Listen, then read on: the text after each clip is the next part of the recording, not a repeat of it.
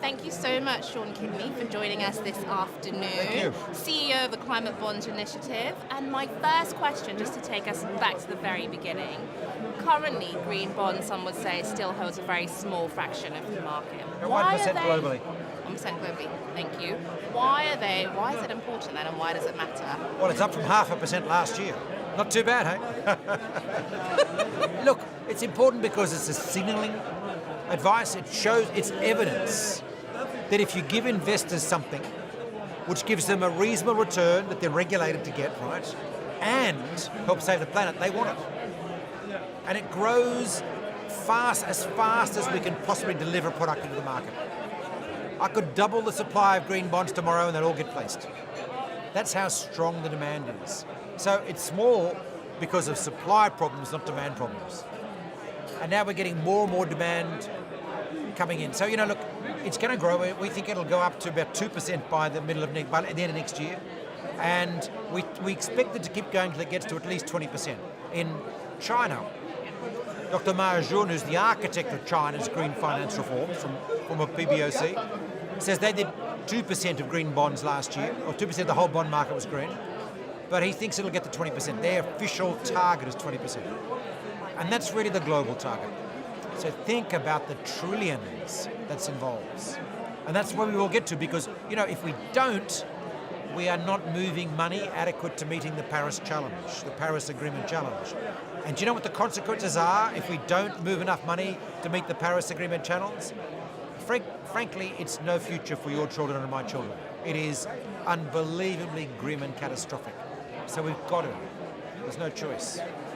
And digging into that a bit further, just looking at the gap, some say it's X amount needed in terms of how much investment is needed, and some say there isn't a gap at all.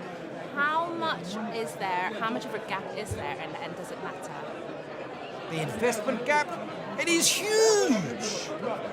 We're investing globally less than $1 trillion a year in a green infrastructure, which is like a quadrupling from 10 years ago. But we need to be investing in emerging markets. Anyway, just in emerging markets and infrastructure.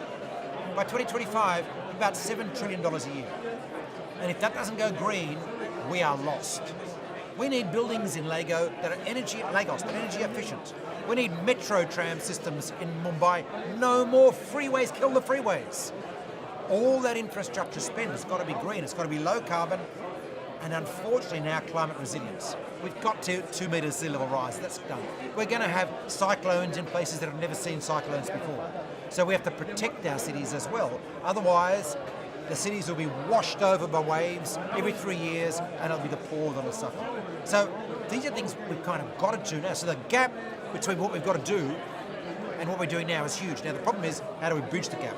Because we're lucky, right? We're unbelievably lucky. We've got money pouring out of our ears.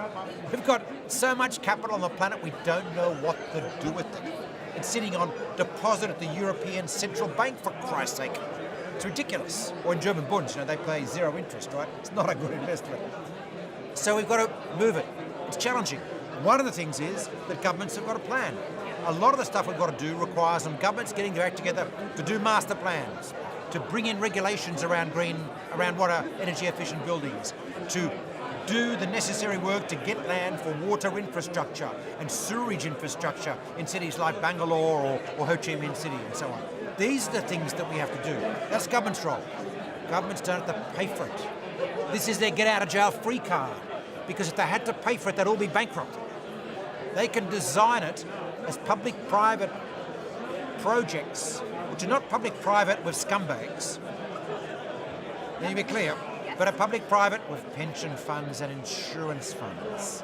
They want safe, secure, long-term investments so that they can plan to be sure to have your pension pot ready to pay out in 20, 30, 40, maybe 60 years when you retire. And that's what they want. So this is the marriage. This is the marriage. And if we can do this, we can finance this incredible volume of infrastructure we've got to build. We can make it green, which is high capex, but low operating cost. And we can do it without having to tax the system to hell, to death, which is the risk and the worry that governments have had so far with this climate challenge. And green bonds are just evidence. They're evidence, that if you create the right instrument, investors will invest. And to tie it all together, final question.